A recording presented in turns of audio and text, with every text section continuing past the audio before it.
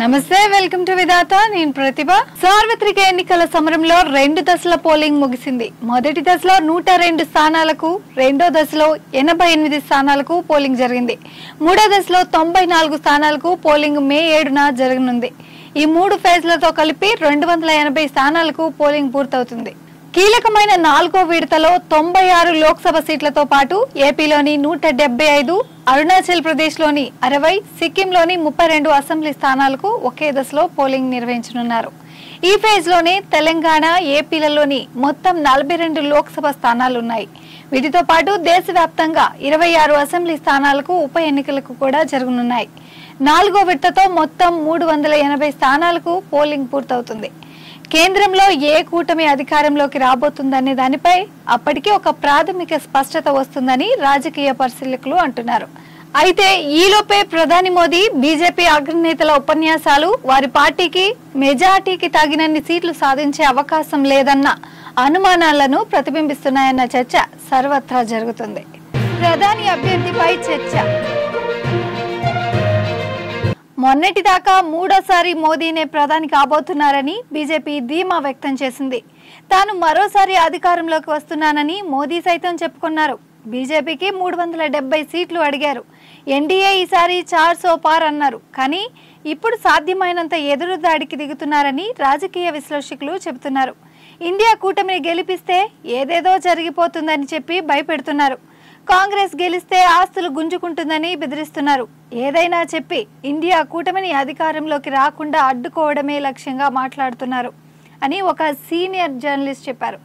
అంతేకాకుండా తామైతేనే స్థిరంగా పాలిస్తామని, ఇండియా కూటమికి ప్రధాని అభ్యర్థే లేడని బీజేపీ నాయకులు చెబుతున్నారు.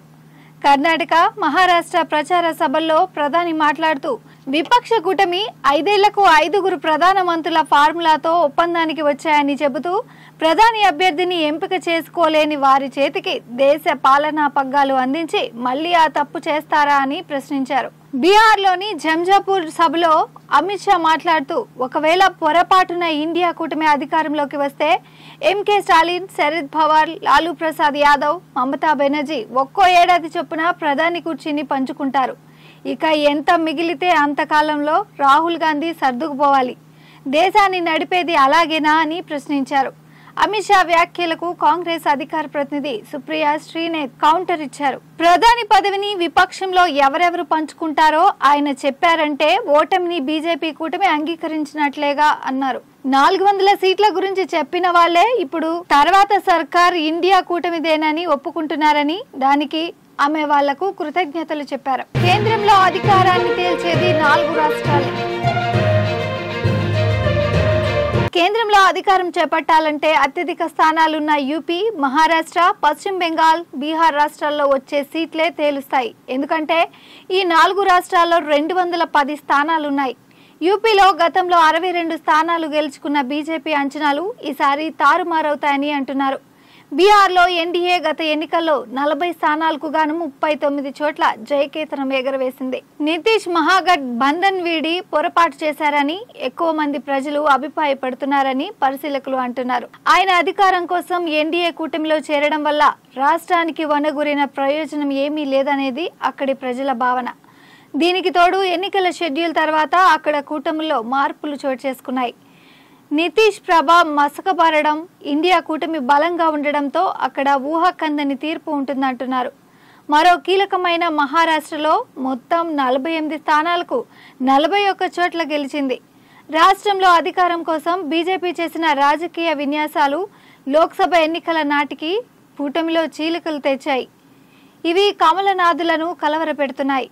సీట్ల సర్దుబాటు విషయంలో ఇండియా కూటమి విభేదాలు వచ్చినా చర్చల ద్వారా పరిష్కరించుకుని ఎన్డీఏ కూటమికి సవాల్ విసురుతుంది.